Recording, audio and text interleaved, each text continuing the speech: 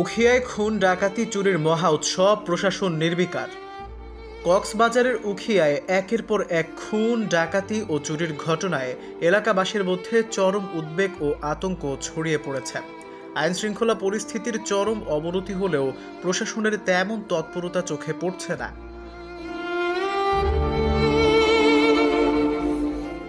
সোমবার সকালে জালিয়াপালং ইউনিয়নের ৯ নং ওয়ার্ডে স্থানীয় ইউপি সদস্য ও যুবলীগ নেতা কামাল হোসেন দুর্জয়ের মরদেহ উদ্ধার করেছে পুলিশ। রোববার রাতে নিখোঁজ হওয়ার পর তার মরদেহ উদ্ধার হয় বাড়ির পাশের একটি খাল থেকে।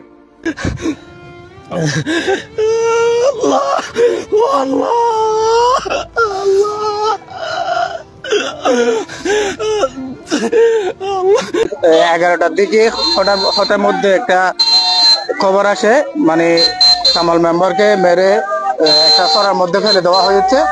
তো সেই সূত্র ধরে এলাকার মানুষজন, আমরা যারা বিশেষ করে অনেক হাজার হাজার মানুষ এখানে জড়ো হয়েছে। জড়ো হওয়ার পরে আমরা তাকে, সেখানে তার পরিবার তাকে লাশ হিসাবে শনাক্ত করে, এবং তার মধ্যে যে একটা শার্ট ছিল, এটা সবার পরিচিত একটি শার্ট।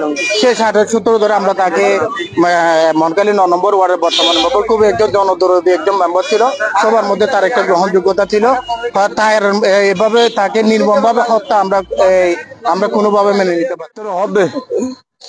তো খাওয়ালে হতো নাকি সবগুলো তুই করে দেখো, আর দেখবে জুম সবগুলা ঘর দাগি ওই খামাল ঘর কি হয়, বাস আর কি কিছু হতে পারে।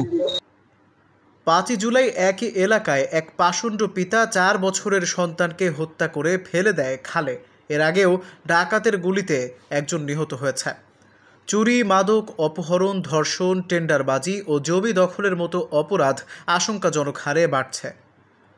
উখিয়া সদর স্টেশন সহ আশেপাশের বিভিন্ন এলাকায় চুরি হওয়া মালামালের মূল্য প্রায় ৩০ লক্ষ টাকা বলে দাবি স্থানীয়দের।